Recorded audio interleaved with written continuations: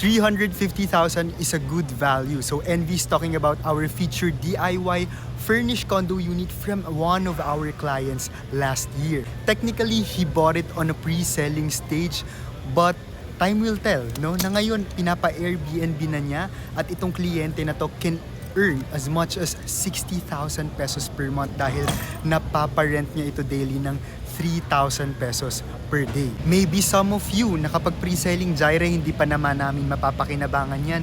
Hindi pa naman nakatayo yung unit na pwede namin ipa-Airbnb. So technically, wala pa kaming kikitain. But guys, napakabilis lang ng panahon, no? And at the same time, lagi ko tong sinasabi, hindi nyo kailangang magbayad, no, ng malaki monthly when it comes to buying a pre-selling property. Ang maganda nun, nakaka-lock in kayo ng price, and kahit nagbabayad kayo monthly ng mababang halaga, no, your price or